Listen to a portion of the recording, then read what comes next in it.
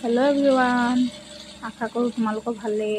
মই আজি ৰাতি সাজৰ কাৰণে এই পনীৰ অলপমান আনিছিলোঁ, তাকে কাটি এতিয়া ফ্ৰাই কৰিব লৈ আছোঁ। মানে তেল গৰম কৰি ল'লোঁ, গৰম কৰি এতিয়া পনীৰ ফ্ৰাই কৰি আছোঁ।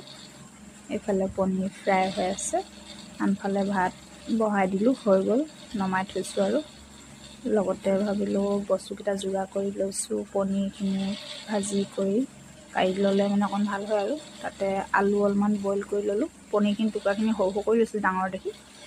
তাৰপিছত আলুখিনি বইল কৰি লৈছোঁ, কেঁচাকৈ দিলে টাইম লাগিব সিজিবলৈ। ইয়াৰ লগতে পিঁয়াজ অলপমান কাটি ল'লোঁ।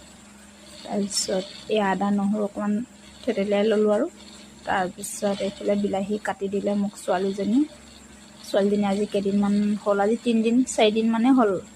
গা ভাল নাই হ'লে ভাল পাইছে এতিয়া। মানে ভাল পোৱাৰ পিছত বোলে পনীৰহে খাওঁ, কি খাওঁ কি নাখাওঁ লাগে নেকি, বেমাৰৰ পৰা উঠিলে। এয়া পনীৰখিনি ফ্ৰাই কৰি ল'লোঁ।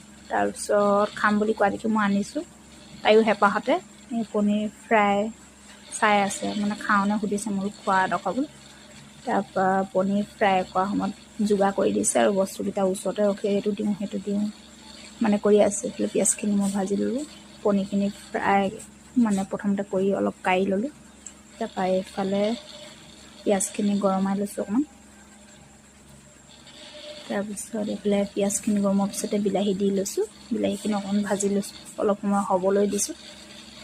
বিলাহী আৰু পিঁয়াজখিনি অকণমান গলাৰ পিছতহে পনীৰ আলুখিনি দিম। আৰু তাৰপিছত এক্সট্ৰাকৈ বেলেগ একো দিয়া নাই, আদা নহৰুকণে দিছোঁ, এয়া খুন্দি ল'লোঁ যে এয়া দিছোঁ।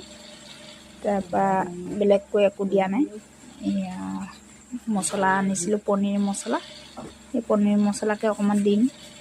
বেছিকৈ দিবলৈও হেৰি হয়, নাখাব, বেছি মছলা খালে মানে দিগদাৰ ল'ৰা ছোৱালী মানুহ। সেইটো কাৰণে চিম্পুলকৈ বনাইছোঁ। আৰু পনীৰ মছলা কম পৰিমাণে দিছোঁ, অকণমান নিমখ হালধি দিছোঁ। আৰু ইমানেই আৰু এইখিনি ফ্ৰাই কৰি লৈছোঁ। গলি যোৱাৰ পিছতে ইয়াতে আলু দিম।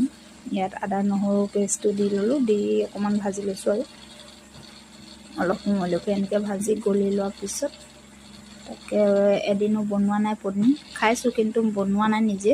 আজি নিজে ফাৰ্ষ্ট টাইম পনীৰ বনাইছোঁ। কেনেকুৱা হৈছে মই এইটো নাজানো, এনেকৈ বনোৱা অভিজ্ঞতাটো নাই, আজিহে বনাইছোঁ। ছোৱালীজনীয়ে বৰকৈ কৈ আছিলে, যোৱাকালিও কৈছে, মা পনীৰ আনিব লাগিছিল। বজাৰলৈ দূৰ হয় যিহেতু, আজি সোমবাৰ, তাকে ওলাই গৈছিলোঁ অকণমান। তাকে এয়া বনালোঁ, এয়া জোল দিছোঁ অকণমান উতলিবৰ কাৰণে।